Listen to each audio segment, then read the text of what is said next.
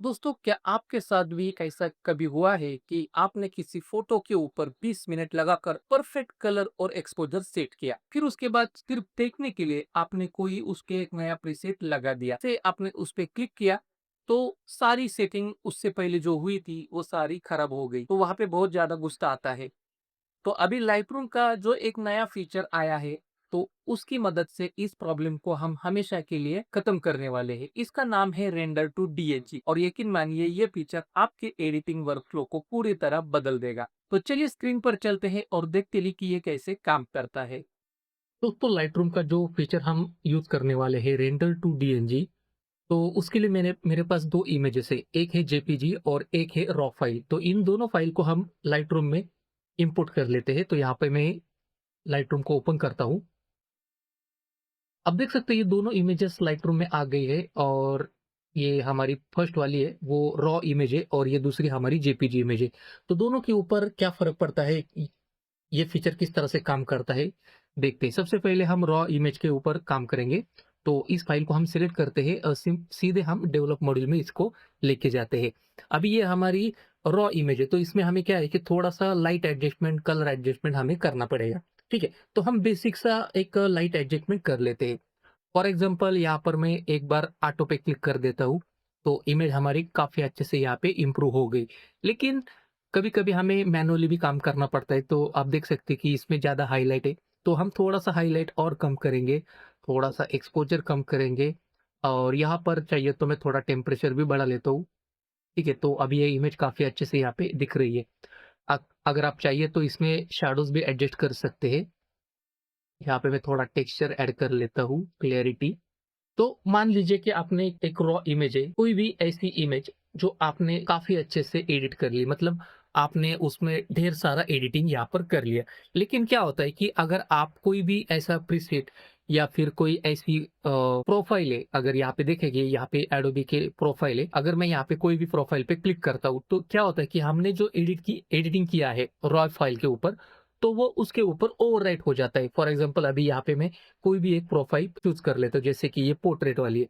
अगर मैं इसको पिक कर लेता हूँ, तो जैसे मैं इसको डबल क्लिक करूँगा, तो हमने जो एडिट किया था, वो सारा एडिटिंग यहाँ से हट गया है और जो दूसरा प्रोफाइल था या फिर जो दूसरा प्रीसेट हम यहाँ पे यूज़ करेंगे, उसका पूरा सेटिंग यहाँ पे ओवरराइट हो जाता है। तो इससे बचने के लिए यहाँ पे एडोबी लाइटरूम में और साथ ही साथ फ़ोटोशॉप के कैमेरा रॉ में भी ये फीचर आ गया है। तो इसका नाम है रेंडर टू डीएनजी। तो इसके लिए मैं वापस से इस इमेज को यहाँ पे रीसेट कर देता हूँ और वापस से यहाँ पे ऑटो करेंगे और जो हमारा एडिटिंग है हम वापस से इस तरह से एडिटिंग करेंगे। यहाँ पे टेम्परेचर को बढ़ाएँगे, ठीक है? अपने हिसाब से जो भी आपने एडिटिंग किया है, आप यहाँ पे एडिटिंग कर लो। यहाँ पे थोड़ा-सा सैचुरेशन बढ़ा लेता हूँ। अभी मान लो कि ये हमने एडिटिंग कर लिया है और अभी हमें क्या करना है कि इसके ऊपर अलग-अलग प्रीसेट्स ट्राई करने हैं।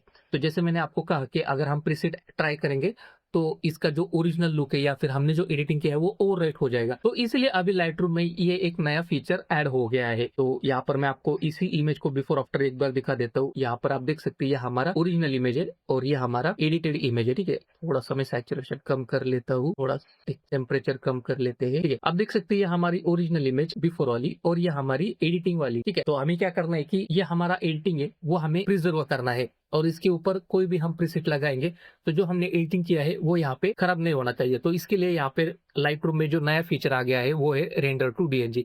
तो इसे कैसे इस्तेमाल करते हैं चलिए देखते हैं।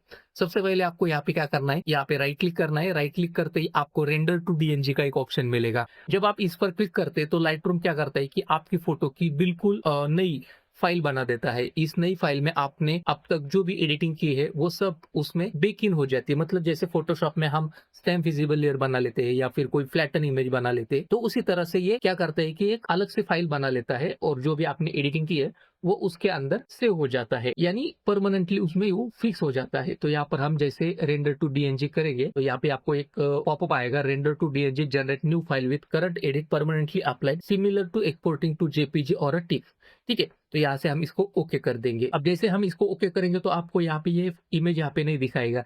लेकिन अगर मैं यहाँ पर फाइल एक्सप्लोरर में जाता हूँ, आप देख सकते हैं यहाँ पे ये रेंडर टू डीएनजी वाली फाइल आपको यहाँ पे दिखाई दे रही है, ठीक है? अभी एक बार आपकी ये फाइल डीएनजी बन गई तो आप इसके ऊपर जो भी प्रीसेट ट्राई करना चाहते हैं वो प्रीसेट आप यहाँ पर ट्राई कर सकते हैं। तो ये नई फाइल आपके ओरिजिनल फोटो के ठीक बगल में सेव हो जाती है। अगर आपने फोटोशॉप यूज किया है तो स्टैम्प विजिबल लेयर जैसा ही ये काम करता है। इसमें आपकी ओरिजिनल फाइल नीचे बिल्कुल सेफ रहती है, तो उससे कुछ नहीं होता। तो इस फीचर को अगर हम आसान भाषा में अगर समझे कि जैसे कि कोई भी अगर रॉ फाइल है आपने लाइट रूम में ओपन की, तो वो एक तरह से आपकी निगेटिव फाइल रहती है। और जैसे आप इसको रेंडर करेंगे डीएनजी में, जो भी आपने एडजस्टमेंट की है, तो वो पूरी तरह से उसमें बेक हो जाएगा और वो आपकी जैसे फाइनल प्रिंट रहती है, उस तरह की वो इमेज यहाँ पे बन के आ जाएगी। जैसे मैं आपको यहाँ पे दिखा देता हूँ, यहाँ पे उसी के साइड में ये रॉ फाइल है, तो ये हमारा नेगेटिव है और ये जैसे कि कोई प्रिंट है, तो वो एक तरह से फोटोशॉप की जो स्टैम्प विजिबल लेयर रहती है, उसी तरह से ये यहाँ पे आ जाएगी उसके बगल में और उसका जो एक्सटेंशन है वो यहाँ पे डॉट डीएनजी बन के आ जाएगा। तो अभी हम चलते हैं जेपीजी फाइल की तरफ। तो इस जेपीजी फाइल में भी ये फीचर काम करेगा। जैसे कि अभी देख सकते हैं फाइल एक्सप्लोरर में यहाँ पर हमने रॉ फाइल को डीएनजी बना दिया है, लेकिन जेपीजी में अभी तक ये फाइल नहीं बनी। सिंपल है।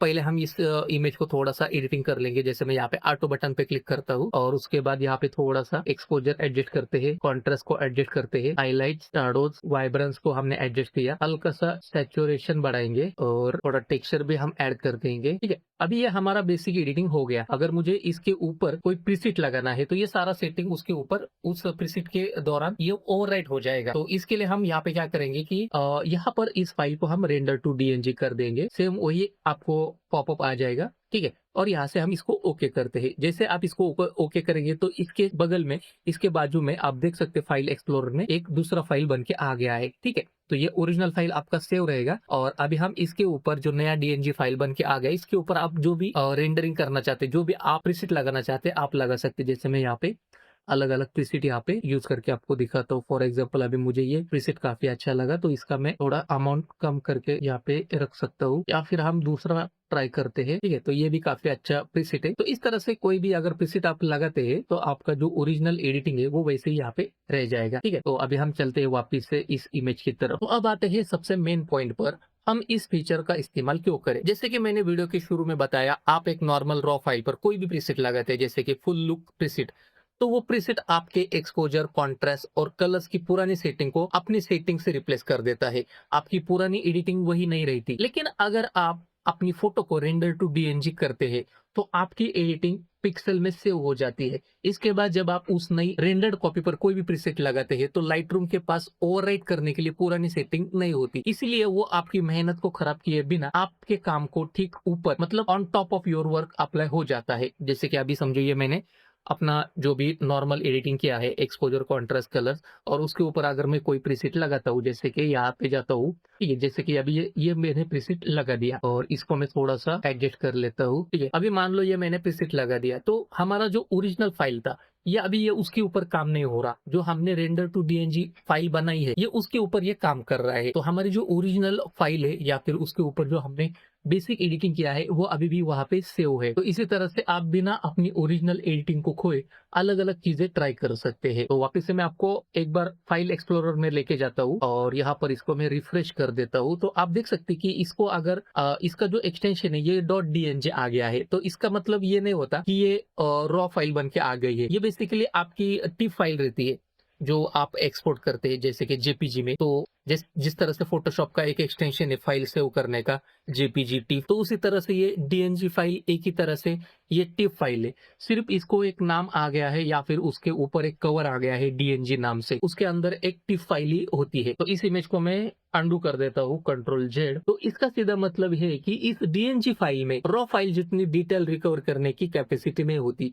अगर आपको आसमान के हाइलाइट्स वापस लाने हैं जो बिल्कुल व्हाइट हो चुके हैं या बहुत ही डार्क शैडोज में डिटेल्स निकालनी है, तो वो काम सिर्फ रॉ फाइल के ऊपर ही अच्छे से होता है। तो मेरा सजेस्टेड वर्कफ्लो क्या रहेगा कि तो सबसे पहले अपनी ओरिजिनल रॉ फाइल पर बेसिक काम करो। अगर आसमान में ब्लोन आउट है या शैडोज डार्क है, तो उन्हें रिकवर कर ले और व्हाइट बैलेंस ठीक कर ले। जब आपका बेस एकदम सही हो जाए, तभी आप उस फाइल को रेंडर टू डीएनजी करें और उसके बाद आप रेंडर फाइल पर ब्राइटनेस, कॉन्ट्रास्ट, कलर्स या प्रीसेट एडजस्ट कर सकते हैं। और जाते-जाते यहाँ पर आपको एक टिप देना चाहता हूँ कि रेंडर की गई डीएनजी फाइल का जो साइज़ है, ये नॉर्मल टिप फाइल के मुकाबले काफ़ी छोटा होता है। तो अगर आपको किसी को ये फाइल भेजनी है, तो ये काफ़ी हैंडी होता है। तो दोस्तों ये था लाइटरूम का रेंडर टू डीएनजी फीचर। मुझे पर्सनली ये टूल बहुत पसंद आया क्योंकि ये एडिटिंग में एक्सपेरिमेंट करने की पूरी आज़ादी देता है, वो भी बिना किसी डर के। आप लोग मुझे कमेंट्स में बताइए, क्या आपको इस फीचर के बारे में पहले से पता था?